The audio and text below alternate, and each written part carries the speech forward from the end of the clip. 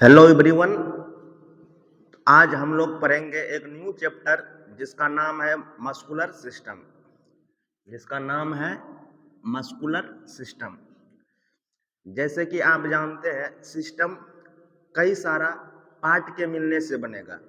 उसी प्रकार muscular system में कुल 639 मसल्स होता है, यानी 639 मसल्स के मिलने से एक सिस्टम बनेगा जिसको हम बोलेंगे मस्कुलर सिस्टम। तो 639 मसल्स में 317 मसल्स पेयर में होता है, जोड़ा में होता है, और 5 मसल्स अनपेयर में होगा, बिना जोड़ा का होगा। तो कुल मसल्स की संख्या हमारा बॉडी में होता है 639 मसल्स। 639 मसल्स मेरा बॉडी में होता है, जिसमें 317 मसल्स पेयर में होगा और 5 मसल्स अनपेयर में होता है। 317 मसल्स पेयर में होगा और 5 मसल्स अनपेयर में होगा। तो कुल हमारा बॉडी में मसल्स की संख्या कितनी हो जाएगी? 639, है ना। एक बात याद रखिएगा, चाहे इंसान दुबला पतला हो चाहे इंसान मोटा हो, दोनों में मसल्स की संख्या 639 ही होगी। लेकिन मोटा इंसान में मसल्स की हाइपरट्रोफी देखने को मिलती है, मसल्स का साइज बढ़ा हुआ देखने को मिलता है, इसलिए मोटा इंसान मोटा दिखता है। और पतला इंसान में मसल्स का हाइपरट्रोफी देखने को नहीं मिलता, मसल्स का साइज छोटा देखने को मिलता, इसीलिए पतला इंसान पतला होता है। तो चाहे पतला इंसान हो या चाहे मोटा इंसान हो, दोनों में मसल्स की संख्या इक्वल होगी, है ना। तो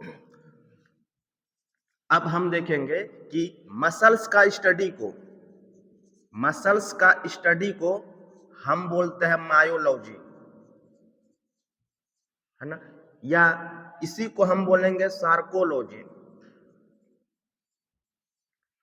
मसल्स की स्टडी को हम मायोलॉजी या इसी को हम बोलेंगे सार्कोलॉजी। और मसल्स में इलेक्ट्रिकल इंपल्स जा रहा है कि नहीं जा रहा है, यानी मसल्स में इलेक्ट्रिकल इंपल्स को चेक करने के लिए जो हम डायग्नोस्टिक टेस्ट करते हैं, उस टेस्ट को हम बोलते हैं ईएमजी, इलेक्ट्रोमाइलोग्राफी। तो मसल्स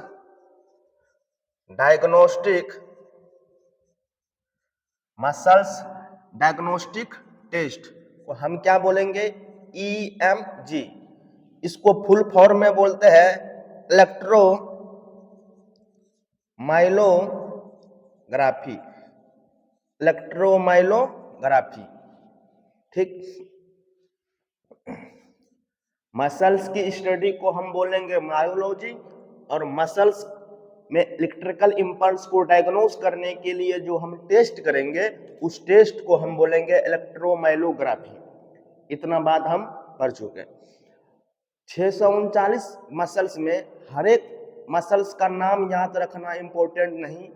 कुछ मसल्स को उनका स्पेसिफिक काम के आधार पर स्पेसिफिक नाम दिया गया है, उस मसल्स को हमें याद रखना है। जैसे लार्जेस्ट मसल्स, स्मॉलेस्ट मसल्स, है ना, लॉन्गेस्ट मसल्स, है ना, क्लिम्बिंग मसल्स, है ना, चाहे मैरिज मसल्स, चाहे डाइवोर्स मसल्स, चाहे विस्लिंग मसल्स, चाहे हमारा बॉडी का स्ट्रॉन्गेस्ट मसल्स, ये सब मसल्स को हमको नाम याद रखना पड़ेगा। अब हम कुछ पार्टिकुलर मसल्स का नाम देखेंगे, है ना, और उस नाम को हमें याद रखना होगा। जैसे हमारा बॉडी का सबसे largest muscles gluteus Maximus muscles होता है, जो मसल्स बट्टक में होता है। तो लिखेंगे largest muscles of our body क्या होगा? Gluteus maximus. फिर हमारा बॉडी का सबसे स्मॉलेस्ट बोन हमारा मिडिल ईयर में जो बोन होता है, जिसको हम स्टेपिस बोलते हैं, वो होता है। तो स्टेपिस बोन से जुड़ी हुई जो मसल्स होगी वो हमारा बॉडी का सबसे स्मॉलेस्ट मसल्स होती है ना। तो स्मॉलेस्ट मसल्स हमारा बॉडी का होगा स्टेपिडस मसल्स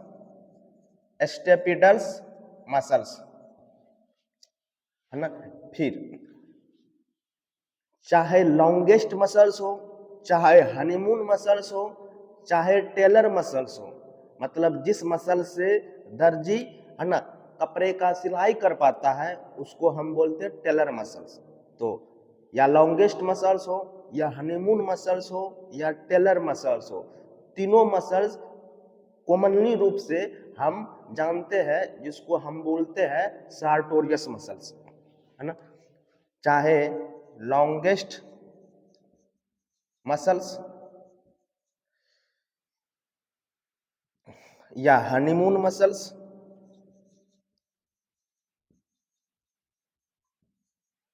या लॉन्गेस्ट मसल्स, हनीमून मसल्स या टेलर मसल्स, इन तीनों को हम कंबाइंड रूप से बोलते हैं सार्टोरियस मसल्स है ना। हमारा स्कल का सबसे स्ट्रॉन्गेस्ट बोन मैंडिबल होता है। इसी मैंडिबल में हमारा लोअर जॉ फिक्स होता है जिसके मदद से हम फूड को मेस्टिकेशन कर पाते हैं। तो हमारा बॉडी का सबसे स्ट्रॉन्गेस्ट मसल्स इसी मैंडिबल बोन पर लगी हुई मसल्स मिजास्टर्स मसल्स होती है ना। तो स्ट्रॉन्गेस्ट मसल्स हमारा बॉडी का स्ट्रॉन्गेस्ट मसल्स मेरा बॉडी का मैंडिबल बोन पे लगी हुई मसल्स को बोलेंगे मिजास्टर्स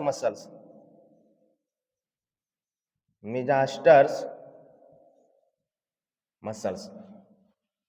फिर सबसे चौड़ी मसल्स या सबसे वाइडेस्ट मसल्स या उसी को हम बोलेंगे क्लिम्बिंग मसल्स, जिस मसल्स के हेल्प से हम पैर पर चढ़ पाते हैं उस मसल्स को हम बोलेंगे लेटिस्मस डोर्साई मसल्स। तो क्लिम्बिंग मसल्स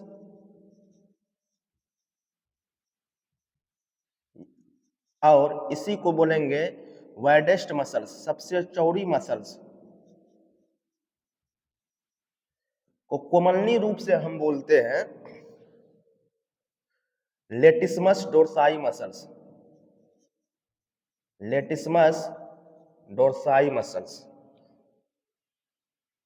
सबसे largest muscles gluteus maximus, smallest muscles stapedius muscles है ना। ग्लूटियस मैक्सिमस मसल्स बट्टक में होगा, स्टेपिडस मसल्स मिडिल ईयर में होगा, सार्टोरियस मसल्स थाई में होगा, मिजास्टर मसल्स मैंडिबल बोन के पास होगा, लेटिस्मस डोर्साई मसल्स हमारे पीठ वाले पार्ट में होगा। इतना बात समझ गए। जिस मसल्स के मदद से हम सीटी बजा पाते हैं, जैसे अभी हम सीटी बजाएंगे देखिएगा, तो ये सीटी हमारा माउथ का एक मसल्स होगा जिस मसल्स को हम बोलेंगे बुसिनेटर मसल्स, अर्थात विस्लिंग मसल्स हम किसको बोलेंगे तो उसका आंसर होगा विस्लिंग मसल्स।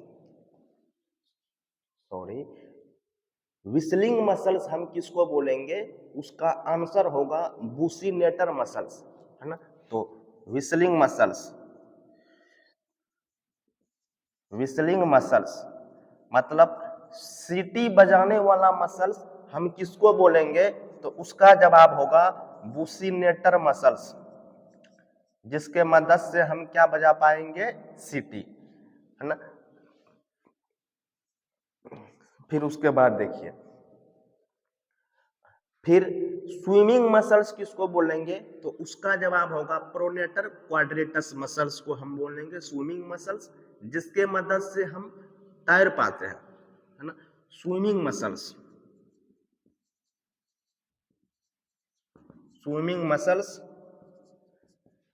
बोलेंगे हम प्रोनेटर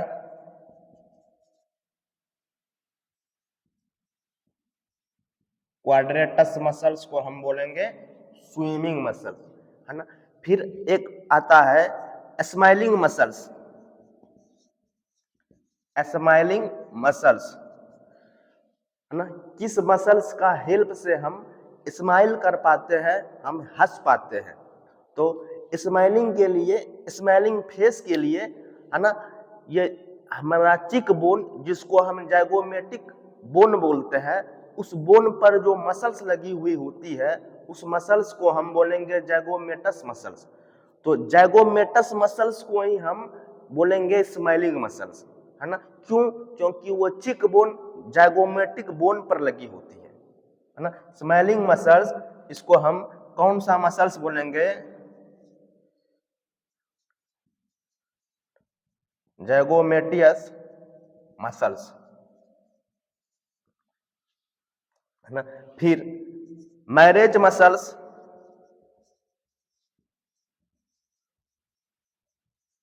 मैरेज मसल्स हम मीडियल रेक्टस को बोलते हैं।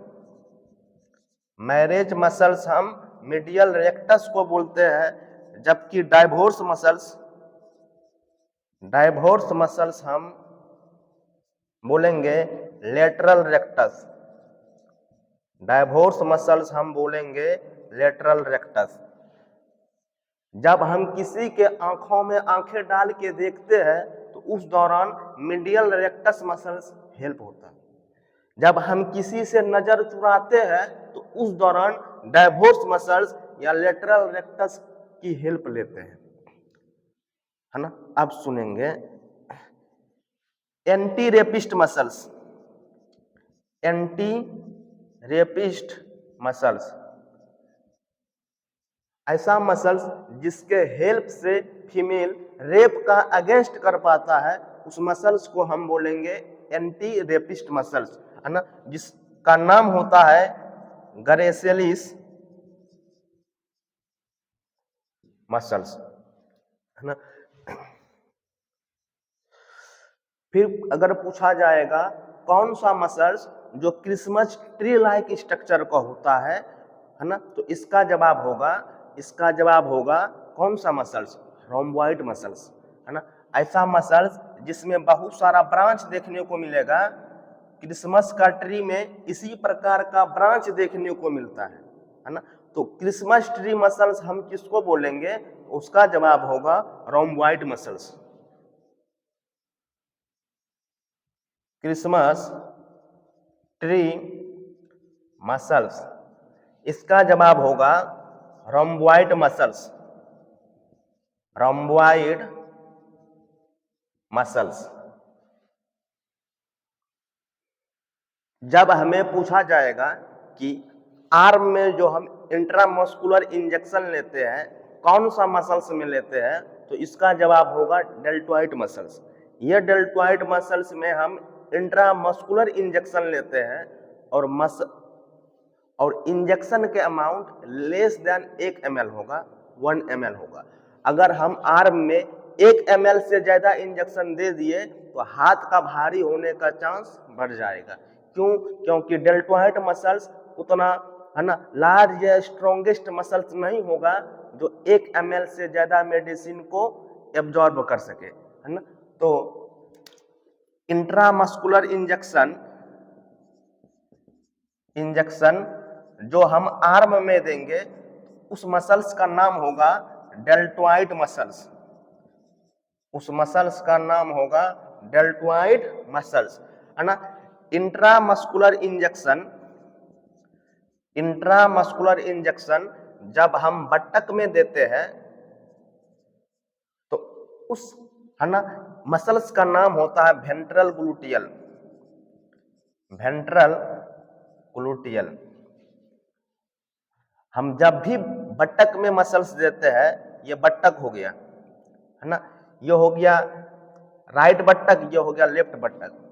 तो बट्टक को सबसे पहले हम 4 क्वाड्रेंट में डिवाइड करेंगे, है ना।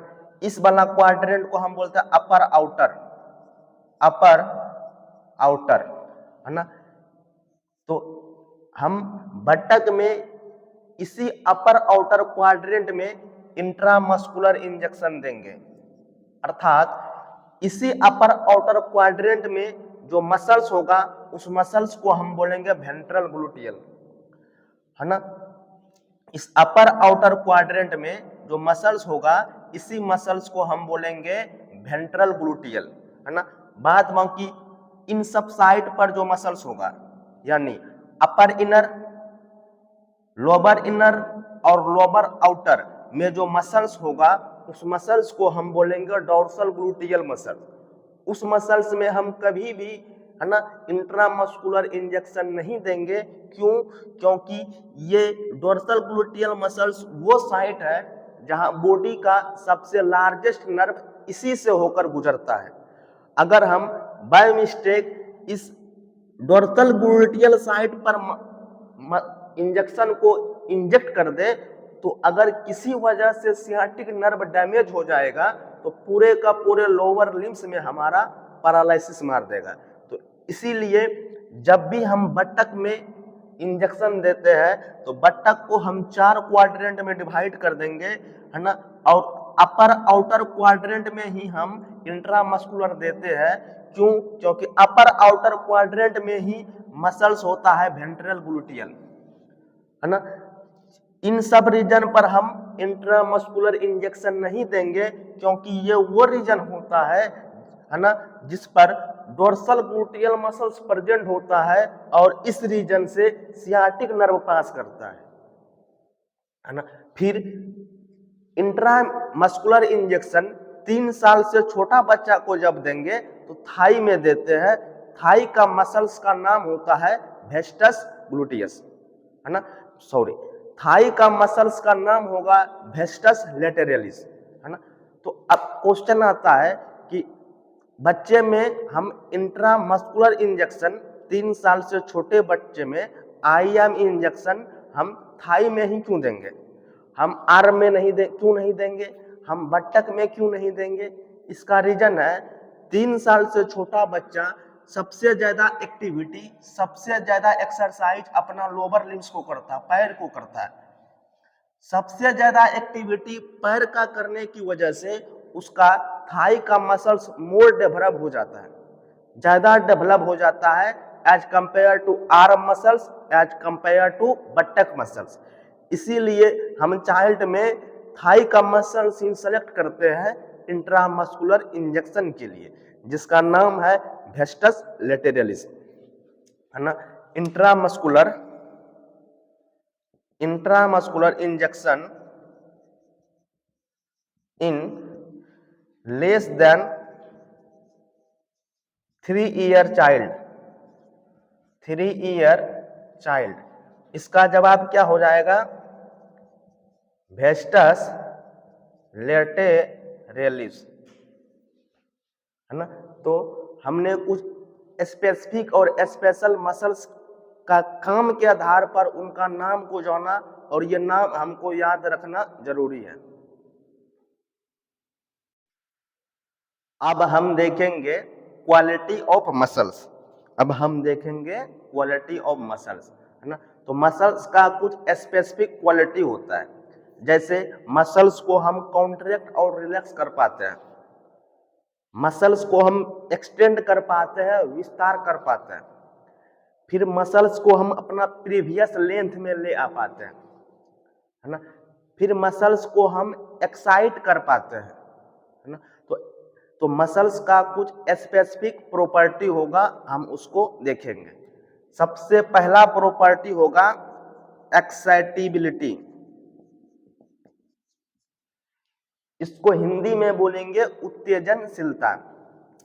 जब भी मसल्स को बाहर से स्टिमुलस दिया जाएगा तो मसल्स उस स्टिमुलस के प्रति रिस्पॉन्ड देगा, है ना। यानी जब भी मसल्स को बाहर से स्टिमुलेशन दिया जाएगा उस मसल्स में इलेक्ट्रिक चेंजेज होगा, है ना। इसी को हम बोलते हैं एक्साइटिबिलिटी, है ना। हमें पता होना चाहिए एक्साइटिबिलिटी प्रॉपर्टी, है ना। एक्साइटिबिलिटी प्रॉपर्टी मसल्स का भी होता है और एक्साइटिबिलिटी प्रॉपर्टी न्यूरॉन सेल्स का भी होता है। एक्साइटिबिलिटी किसको बोलेंगे? बाहर से कोई स्टिमुलस दिए, उसके प्रति रिस्पॉन्ड दिया, इसी को हम बोलेंगे एक्साइटेबिलिटी या उत्तेजनशीलता, या इसको बोलेंगे बाहर से स्टिमुलस देने पर उस सेल का प्लाज्मा मेम्ब्रेन में इलेक्ट्रिकल चेंजेज होने को बोलेंगे, है ना, एक्साइटेबिलिटी। तो बाहर से स्टिमुलेशन देने पर प्लाज्मा मेम्ब्रेन में चेंजेज दो ही सेल का हो पाता है, एक मसल्स का, दूसरा न्यूरॉन सेल का। तो एक्साइटेबिलिटी मसल्स का भी प्रॉपर्टी होगा और एक्साइटेबिलिटी न्यूरॉन सेल का भी प्रॉपर्टी होगा, है ना। when stimulus give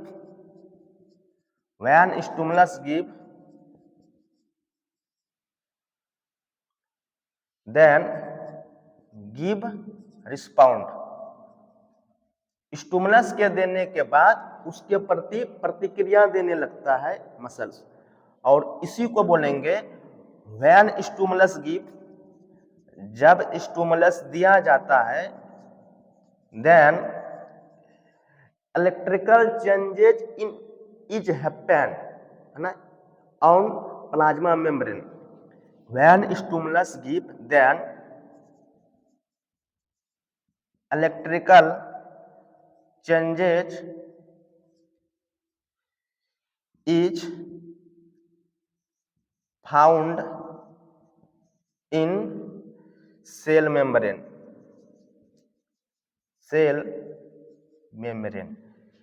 जब स्टिमुलस देंगे उसके प्रति प्रतिक्रिया देगा, या जब स्टिमुलस देंगे तब सेल का जो प्लाज्मा मेम्ब्रेन है उस प्लाज्मा मेम्ब्रेन में क्या होगा, चेंजेस देखने को मिलेगा, इलेक्ट्रिकल चेंजेस, है ना। इसी को हम बोलेंगे एक्साइटेबिलिटी, है ना। तो एक्साइटेबिलिटी प्रॉपर्टी होगा, है ना, प्रॉपर्टी होगा मसल सेल का भी प्रॉपर्टी होगा, और ये एक्साइटेबिलिटी न्यूरॉन सेल का भी प्रॉपर्टी होगा। तो ये क्वेश्चन पूछा जाता है कि कौन सा प्रॉपर्टी मसल सेल्स और न्यूरॉन्स दोनों के लिए होता है, तो इसका जवाब होगा एक्साइटेबिलिटी, उत्तेजनशीलता, है ना। अब दूसरा प्रॉपर्टी मसल्स का पढ़ेंगे एक्सटेंसिबिलिटी। एक्सटेंसिबिलिटी इसको हिंदी में हम बोलेंगे विस्तारशीलता, है ना। अर्थात मेरा मसल्स है, मसल्स को हम टाइट करेंगे, तो मसल्स को जब हम टाइट करेंगे तो मसल्स अपना लेंथ को बढ़ा देगा, मसल्स अपना साइज को एक्सटेंड कर देगा, विस्तारित कर देगा। मसल्स का इसी प्रॉपर्टी को हम बोलते हैं एक्सटेंसिबिलिटी। यानी कोई मसल्स 5 सेंटीमीटर का है, हम उसे टाइट करके 10 सेंटीमीटर का कर दिए, यानी मसल्स का साइज बढ़ गया, मतलब इस प्रॉपर्टी को हम बोलेंगे एक्सटेंसिबिलिटी, है ना।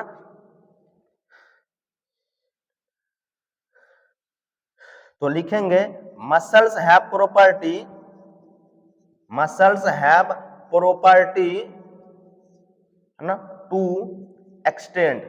मसल्स हैव प्रॉपर्टी होता है विस्तारित होने का, यानी कोई मसल्स अगर 5 सेंटीमीटर का है ना, वो एक्सटेंड होके कितना बन जाएगा, 10 सेंटीमीटर का। तो मसल्स का इस प्रॉपर्टी को हम बोलेंगे एक्सटेंसिबिलिटी, है ना। मसल्स को जब हम टाइट करेंगे तो मसल्स का साइज बढ़ जाता है, मसल्स का इसी प्रॉपर्टी को हम बोलेंगे एक्सटेंसिबिलिटी, या इसी प्रॉपर्टी को हम बोलेंगे विस्तारशीलता। अब हम मसल्स का नेक्स्ट प्रॉपर्टी देखेंगे जो है इलास्टिसिटी। जो 5 सेंटीमीटर का मसल्स एक्सटेंड होके 10 सेंटीमीटर का बन जाता है, फिर वो 10 सेंटीमीटर का मसल्स जब रिलैक्स होगा तो फिर बन जाएगा 5 सेंटीमीटर, है ना।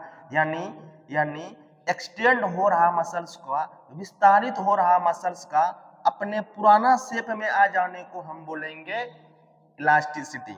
अर्थात 10 सेंटीमीटर का अगर मसल्स है, फिर वो अपना प्रीवियस लेंथ 5 सेंटीमीटर में आ जाएगा, इसी प्रॉपर्टी को हम बोलेंगे इलास्टिसिटी, है ना। तो लिखेंगे muscles have property muscles have property to recall of their previous length. Muscles के पास प्रॉपर्टी होता है कि वो अपना प्रीवियस लेंथ पर जा सके।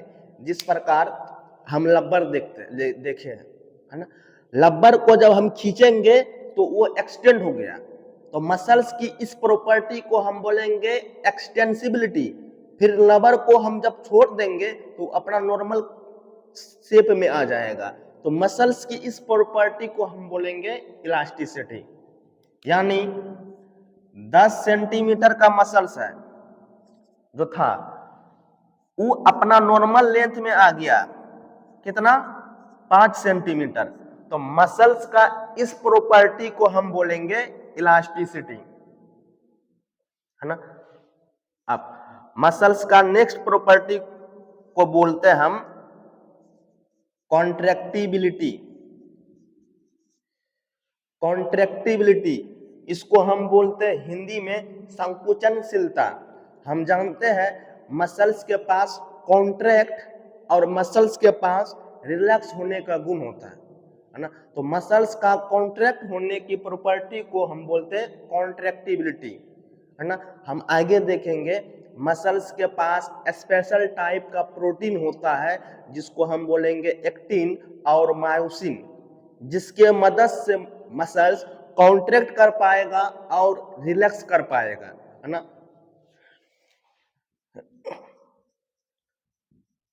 Muscles have property to contract. Muscles के पास प्रॉपर्टी क्या होगा, कॉन्ट्रैक्ट होने का, संकुचन होने का। अब हम मसल्स का नेक्स्ट प्रॉपर्टी देखेंगे जिसको हम बोलेंगे ऑटोरिथमिसिटी, है ना। एक बात याद रखिएगा, है ना, हम किसी भी मसल्स को कॉन्ट्रैक्ट कर पाते हैं, रिलैक्स कर पाते हैं ब्रेन के हेल्प से। ब्रेन से सिग्नल जाएगा तब जाके हम हाथ का मसल्स को कॉन्ट्रैक्ट कर पाएंगे, रिलैक्स कर पाएंगे। लेकिन हमारा बॉडी का कुछ मसल्स ऐसा होता है जो बिना ब्रेन का कॉन्ट्रैक्ट रिलैक्स करने की क्षमता रखता है, मतलब बिना ब्रेन का उस पर इलेक्ट्रिकल इंपल्स जनरेट होने की क्षमता होता है। तो वो मसल्स होता है कार्डियक मसल्स, है ना, हार्ट का मसल्स। यानी हमारा बॉडी में ऑटोरिथमिसिटी का प्रॉपर्टी सिर्फ और सिर्फ कार्डियक मसल्स में ही पाया जाएगा, है ना। कार्डियक मसल्स में इलेक्ट्रिकल इंपल्स जनरेट हो जाएगा बिना किसी बाहरी स्टिमुलेशन के, बिना किसी ब्रेन का स्टिमुलेशन से, समझ गए। Autorhythmicity special property of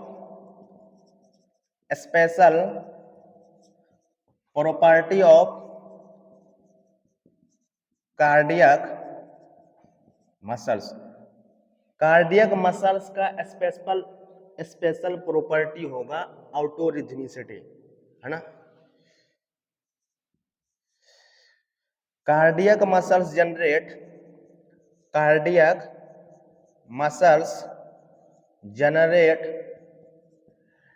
electrical impulse without any external stimulation। यानी बिना ब्रेन का सिग्नल गए ही कार्डियक मसल्स कॉन्ट्रैक्ट और रिलैक्स कर सकता है, मतलब कार्डियक मसल्स में इलेक्ट्रिकल इंपल्स जनरेट हो सकता है। तो कार्डियक मसल्स का इस प्रॉपर्टी को हम बोलेंगे ऑटोरिथमिसिटी, है ना। तो हमने मसल्स का प्रॉपर्टी या मसल्स की क्वालिटी में देखा, सबसे पहले एक्साइटेबिलिटी, उत्तेजनशीलता, है ना, स्टिमुलेट किए जाने पर, है ना, रिस्पॉन्ड करेगा या उसका सेल मेम्ब्रेन पर इलेक्ट्रिकल चेंजेस देखने को मिलेगा। इस प्रॉपर्टी को हम बोलेंगे एक्साइटेबिलिटी। प्रॉपर्टी न्यूरॉन्स का भी होगा और मसल सेल का भी होगा। फिर हम देखे थे एक्सटेंसिबिलिटी, विस्तारशीलता। 5 सेंटीमीटर का मसल्स का है ना एक्सटेंड होके 10 सेंटीमीटर का बन जाना, मसल्स का इस प्रॉपर्टी को हम बोलेंगे एक्सटेंसिबिलिटी। फिर हम देखे थे इलास्टिसिटी, है ना 10 सेंटीमीटर का मसल्स का उनका फिर से प्रीवियस लेंथ 5 सेंटीमीटर में आ जाना, वो हम बोलेंगे इलास्टिसिटी। फिर हम देखे थे कॉन्ट्रैक्टिबिलिटी, कॉन्ट्रैक्ट और रिलैक्स करने की क्षमता किसके पास, मसल्स के पास। फिर हम लास्ट में देखे थे ऑटोरिथमिसिटी, है ना, ये सिर्फ और सिर्फ कार्डियक मसल्स का प्रॉपर्टी होगा, क्योंकि कार्डियक मसल्स कॉन्ट्रैक्ट रिलैक्स या कार्डियक मसल्स में इलेक्ट्रिकल इंपल्स बिना ब्रेन के मदद से भी जनरेट हो जाता है। इसीलिए ऑटोरिथमिसिटी प्रॉपर्टी किसका होगा, सिर्फ और सिर्फ कार्डियक मसल्स। हम जानते हैं ना कार्डियक मसल्स में, हार्ट में, है ना, कुछ नोडल टिश्यू पाया जाता है, जैसे SA node, AV node, bundle of His, Purkinje fibre. ये वो नोडल टिश्यू होता है जिसके मदद से हार्ट में खुद ब खुद इलेक्ट्रिकल इंपल्स जनरेट हो जाता है। हार्ट बिना ब्रेन के मदद से कॉन्ट्रैक्ट और रिलैक्स करने की क्षमता जनरेट कर पाता है ना। अब हम देखेंगे टाइप्स ऑफ मसल्स। इससे पहले हम कुछ मसल्स का नाम देखे थे और मसल्स का क्वालिटी देखे थे। अब हम देखेंगे मसल्स का टाइप्स। अगर हम लोकेशन के बेस पर देखें, स्थान के बेस पर देखें, कौन सा मसल्स कहाँ प्रेजेंट होगा, इनके बेस पर देखें तो मसल्स 3 प्रकार का होगा। जो मसल्स बोन से अटैच होगा उस मसल्स को हम बोलेंगे स्केलेटल मसल्स। जो मसल्स होलो ऑर्गन यानी इंटेस्टाइन या स्टोमिक, जो होलो ऑर्गन होगा उनसे जुड़ी हुई रहेगी, उस मसल्स को हम बोलेंगे स्मूथ मसल्स। और जो मसल्स है ना हार्ट से जुड़ी हुई होगी, जो मसल्स हार्ट में पाई जाएगी, उस मसल्स को हम बोलेंगे कार्डियक मसल्स। समझ गए, है ना। फिर हम देखेंगे बेसिस ऑफ कंट्रोल।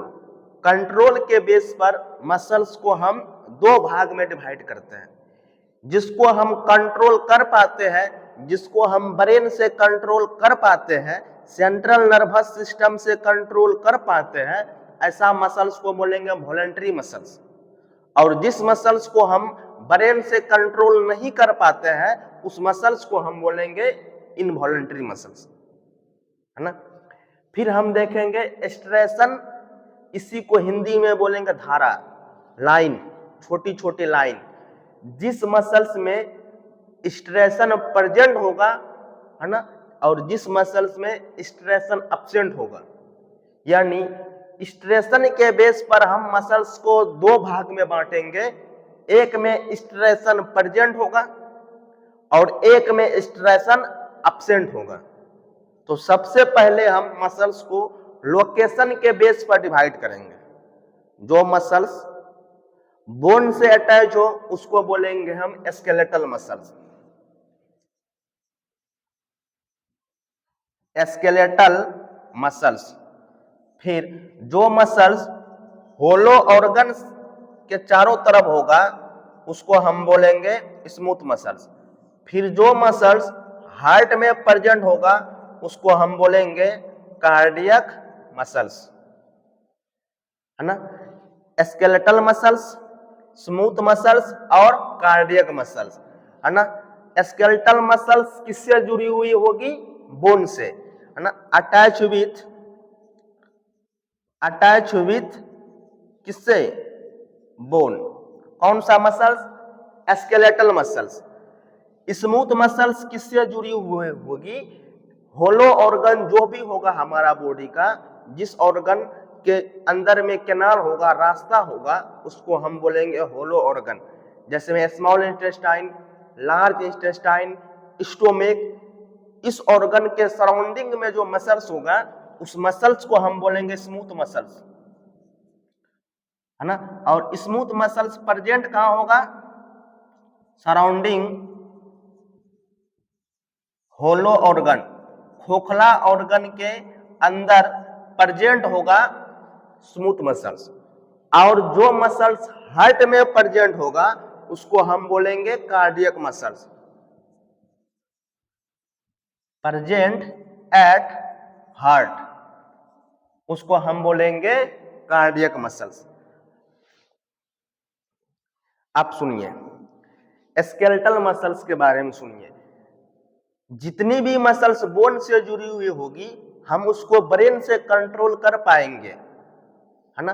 तो ब्रेन से कंट्रोल कर पाए तो वो मसल्स को हम खुद ब खुद कंट्रोल कर लेते हैं। जैसे हाथ की मसल्स, हम अपना ब्रेन से हाथ का मसल्स में मूवमेंट करा रहे हैं, है ना। तो ऐसा मसल्स को हम बोलेंगे वॉलंटरी मसल्स। तो स्केलेटल मसल्स कैसी मसल्स होगा? Voluntary muscles, voluntary muscles. Smooth muscles को हम ब्रेन से कंट्रोल नहीं कर पाते हैं, सेंट्रल नर्वस सिस्टम से कंट्रोल नहीं कर पाते हैं, ये ऑटोनोमिक नर्वस सिस्टम के थ्रू कंट्रोल होता है, ये अपने आप कंट्रोल होता है ना। इस मसल्स को हम बोलेंगे स्मूथ मसल्स। जैसे इंटेस्टाइन का मसल्स, स्टोमेक का मसल्स, हम चाह कर भी इंटेस्टाइन का मसल्स में मूवमेंट नहीं करा सकते, हम चाह कर भी स्टोमेक का मसल्स में मूवमेंट नहीं करा सकते ब्रेन का हेल्प से। मतलब स्मूथ मसल्स कैसा मसल्स होगा? इनवॉलंटरी, और ये कंट्रोल किससे होगा? सेंट्रल नर्वस सिस्टम से कंट्रोल नहीं होता। किसके थ्रू चलेगा? ऑटोनोमिक नर्वस सिस्टम के थ्रू, है ना। तो स्मूथ मसल्स ये कैसा मसल्स होगा? इनवॉलंटरी मसल्स, इनवॉलंटरी मसल्स को हम बोलेंगे स्मूथ मसल्स, है ना। फिर, है ना, तो स्मूथ मसल्स जो इनवॉलंटरी मसल्स होता है, खुद से ब्रेन से कंट्रोल नहीं होता, तो इसको कंट्रोल कौन करेगा? ऑटोनोमिक नर्वस सिस्टम, एएनएस, है ना। और स्केलेटल मसल्स ब्रेन से कंट्रोल होता है, वॉलंटरी होता है, तो इसको कंट्रोल कौन करेगा? सीएनएस। जो वॉलंटरी कंट्रोल में होगा उसको कंट्रोल करेगा ब्रेन या स्पाइनल कोर्ड, जिसको हम बोलेंगे सेंट्रल नर्वस सिस्टम। जो वॉलंटरी कंट्रोल में नहीं होगा वो ऑटोनोमिक नर्वस सिस्टम के थ्रू कंट्रोल होगा। क्या इतना बात समझ गए? तो कार्डियक मसल, इसे भी हम अपने इच्छा से कंट्रोल नहीं कर पाएंगे, अपने इच्छा से रोक नहीं पाएंगे, तो ये भी कैसा मसल्स होगा? Involuntary muscles. तो कार्डियक मसल्स भी कैसा मसल्स हो जाएगा? Involuntary muscles. तो कार्डियक मसल्स भी इनवॉलंटरी मसल्स है, तो ये भी किसके थ्रू कंट्रोल होगा? तो ये भी कंट्रोल होगा ऑटोनोमिक नर्वस सिस्टम के थ्रू, है ना। अब हम स्केलेटल मसल्स, स्मूथ मसल्स और कार्डियक मसल्स का और फीचर देखते हैं। हम जानते हैं कि जब भी हम बॉडी का ज्यादा एक्टिविटी कर लेंगे तो हमारा बॉडी में क्रैम्प्स आने लग जाता है, हमारा हाथ पैर और पीठ के मसल्स में क्रैम्प्स आना स्टार्ट हो जाएगा, है ना, दर्द होना स्टार्ट हो जाएगा। क्यों? क्योंकि हम पढ़ चुके हैं कि, है ना, ऑक्सीजन के एब्सेंस में उस मसल्स में लैक्टिक एसिड का फॉर्मेशन हो गया है, जिस वजह से उस मसल्स में क्रैम्प्स आता। हैवी एक्सरसाइज, हैवी वर्कलोड करने से हमारा मसल्स में क्रैम्प्स आ जाता, है ना, यानी लैक्टिक एसिड जमा हो जाता। लैक्टिक एसिड जमा हो जाने को या क्रैम्प्स आने को हम बोलते हैं फटीग, है ना। हमको याद होना चाहिए कि ये फटीग का प्रॉपर्टी सिर्फ और सिर्फ स्केलेटल मसल्स में ही होता है। लैक्टिक एसिड डिपोजिशन का प्रॉपर्टी सिर्फ और सिर्फ स्केलेटल मसल्स में ही होता है। कभी भी लैक्टिक एसिड या फटीग स्मूथ मसल्स या कार्डियक मसल्स में नहीं होगा। ऐसा नहीं होता है कि हार्ट का हाइपर एक्टिविटी के वजह से हार्ट बहुत ज्यादा बीट किया, उस वजह से हार्ट भी फटीग हो गया और हार्ट में भी लैक्टिक एसिड का जमाव हो गया, ऐसा कभी नहीं होता, है ना। क्यों? क्योंकि हार्ट मसल्स का कुदरत ने, है ना, मैनेजमेंट और उसको बनाया ही है एक स्पेशल तरीका से।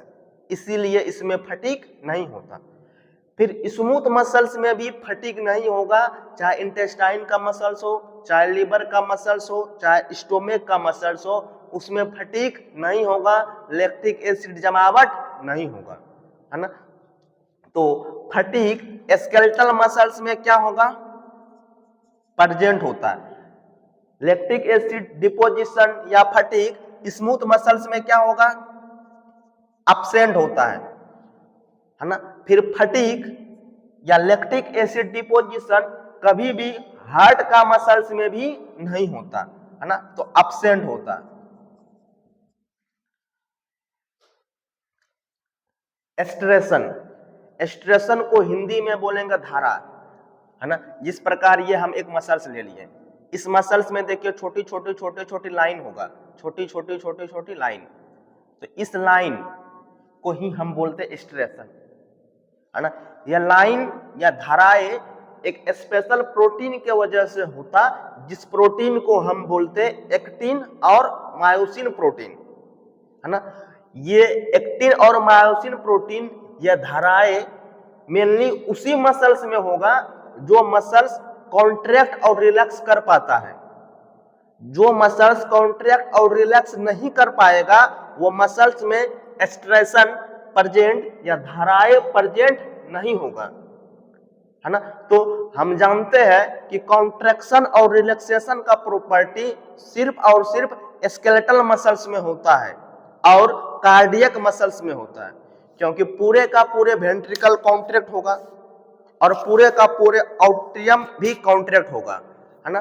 तो कॉन्ट्रैक्शन का प्रॉपर्टी सिर्फ और सिर्फ हार्ट मसल्स और सिर्फ स्केलेटल मसल्स के पास प्रेजेंट होता है। इसीलिए एस्ट्रेशन है ना, सिर्फ और सिर्फ स्केलेटल मसल्स और हार्ट का मसल्स में प्रेजेंट होगा। और इस एस्ट्रेशन का कारण होगा स्पेशल टाइप का प्रोटीन, जिस प्रोटीन को हम बोलेंगे एक्टिन और मायोसिन। यही प्रोटीन के हेल्प से मसल्स कॉन्ट्रैक्ट कर पाएगा, इसी प्रोटीन का हेल्प से स्केलेटल मसल्स और कार्डियक मसल्स कॉन्ट्रैक्ट और रिलैक्स कर पाएगा। तो एस्ट्रेशन या धाराएं, है ना, तो स्केलेटल मसल्स में प्रेजेंट होगा, लेकिन स्मूथ मसल्स कॉन्ट्रैक्ट रिलैक्स नहीं करेगा, इस वजह से स्मूथ मसल्स में एस्ट्रेशन प्रेजेंट नहीं होगा। स्मूथ मसल्स में एस्ट्रेशन क्या होगा, एब्सेंट। कार्डियक मसल्स कॉन्ट्रैक्ट और रिलैक्स करता है, इसीलिए कार्डियक मसल्स में एस्ट्रेशन क्या होगा, एस्ट्रेशन प्रेजेंट होगा, एस्ट्रेशन प्रेजेंट होगा, है ना। अब हम और प्रॉपर्टी देखेंगे, इंटर कैलेटेड डिस्क, ये क्या होता है ना।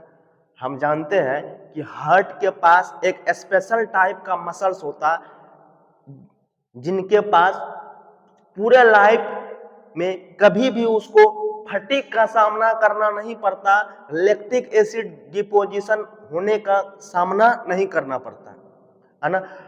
और हार्ट का मसल्स में उसका मजबूरी होता कि पूरे का पूरे ऑट्रियम को एक साथ ही कॉन्ट्रैक्ट करना पड़ेगा और पूरे का पूरे वेंट्रिकल को एक साथ कॉन्ट्रैक्ट करना पड़ेगा।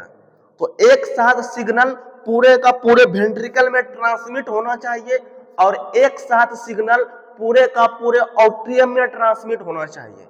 इस वजह से स्केलेटल मसल्स में एक स्पेशल टाइप का प्रॉपर्टी दिया गया, जिसको हम बोलेंगे इंटरकलेटेड डिस्क। तो इंटरकलेटेड डिस्क सिर्फ और सिर्फ कार्डियक मसल्स में प्रेजेंट होगा। क्यों?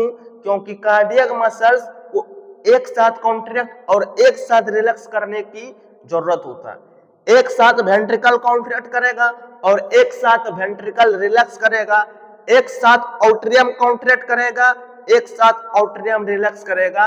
इसीलिए कार्डियक मसल्स के पास स्पेशल प्रॉपर्टी होता है ना, जिसको हम बोलते हैं इंटरकलेटेड डिस्क। एग्जाम में क्वेश्चन आता कि इंटरकलेटेड डिस्क किसका फीचर है, स्केलेटल, स्मूथ या कार्डियक मसल्स का? तो जवाब होगा कार्डियक मसल्स। तो इंटरकलेक्टेड डिस्क स्केलेटल मसल्स में क्या होगा? एब्सेंट। स्मूथ मसल्स में क्या होगा? प्रेजेंट। लेकिन इंटरकलेक्टेड डिस्क प्रेजेंट किस में होगा? है ना, हार्ट का मसल्स में। क्यों? क्योंकि हार्ट का ऑट्रियम को एक साथ कॉन्ट्रैक्ट करना पड़ेगा और एक साथ रिलैक्स करना पड़ेगा। अब हम देखेंगे शेप, स्केलेटल मसल्स का शेप, स्मूथ मसल्स का शेप और कार्डियक मसल्स का शेप, है ना। तो स्केलेटल मसल्स का शेप होगा सिलिंड्रिकल। स्केलेटल मसल्स का शेप होगा सिलिंड्रिकल, है ना। अर्थात सुनिएगा, सिलेंडर जिस प्रकार होगा उसी प्रकार शेप किसका होगा? स्केलेटल मसल्स का। देख सकते हैं स्केलेटल मसल्स का शेप सिलिंड्रिकल जैसा है, सिलेंडर जैसा है। हम पहले पढ़ चुके हैं स्केलेटल मसल्स में स्ट्रेशन प्रेजेंट होगा, धारा प्रेजेंट होगा।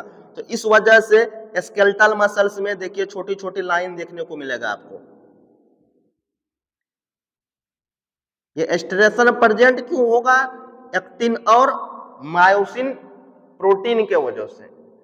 तो स्केलेटल मसल्स जिसका शेप होगा सिलिंड्रिकल, है ना। फिर सुनिए स्मूथ मसल्स, इसका शेप होगा स्पिंडल शेप, इसका शेप होगा स्पिंडल शेप, मतलब ये मूली के आकार का होगा। जैसे देखिए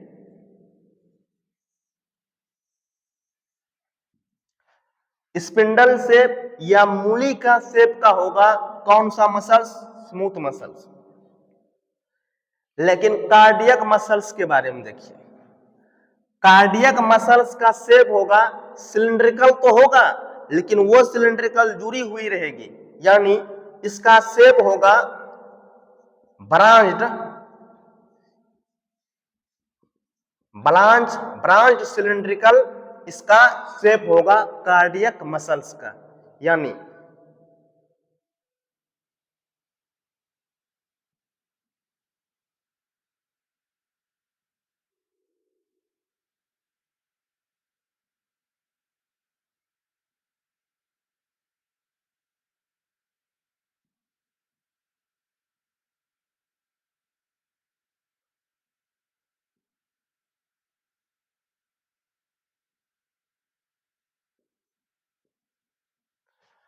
आप देख सकते हैं इसमें कार्डियक मसल्स सिलिंड्रिकल तो है, लेकिन सिलिंड्रिकल पार्ट एक दूसरे से देखिए ब्रांच प्रोसेस से जुड़ी हुई है। तो कार्डियक मसल्स का शेप हो जाएगा ब्रांच सिलिंड्रिकल। क्योंकि कार्डियक मसल्स में भी स्ट्रेशन प्रेजेंट होगा, यानी एक्टिन और मायोसिन प्रोटीन प्रेजेंट होगा, क्योंकि कार्डियक मसल्स को भी कंट्रोल और रिलैक्स करना पड़ता। तो कार्डियक मसल्स में भी स्ट्रेशन प्रेजेंट होगा, छोटी छोटी धारा प्रेजेंट होगा। धाराएं क्या होगा? कार्डियक मसल्स में भी प्रेजेंट होगा, है ना। तो दो सिलिंड्रिकल पार्ट को जोड़ने के लिए जो कार्डियक मसल्स में ये स्ट्रक्चर होगा, इसी स्ट्रक्चर को हम बोलेंगे इंटरकैलेटेड डिस्क। पहले भी पढ़े थे ना कि इंटरकलेक्टेड डिस्क सिर्फ और सिर्फ किसमें प्रेजेंट होगा? कार्डियक मसल्स में। क्यों? क्योंकि कार्डियक मसल्स को एक साथ कॉन्ट्रैक्ट, एक साथ रिलैक्स करने का जरूरत होता है। तो इसीलिए कार्डियक मसल्स में स्पेशल प्रॉपर्टी होता, जिसको हम बोलेंगे इंटरकलेक्टेड डिस्क, है ना। और कार्डियक मसल्स कैसा होगा? ब्रांच्ड होगा, एक दूसरे से जुड़ी हुई होगा, है ना। इस ब्रांच पार्ट को हम क्या बोलेंगे? Intercalated disc. इस प्रकार हम शेप में देखें, स्केलेटल मसल्स का शेप सिलिंड्रिकल होगा, स्मूथ मसल्स का शेप स्पिंडल शेप का होगा, कार्डियक मसल्स का शेप ब्रांच सिलिंड्रिकल होगा।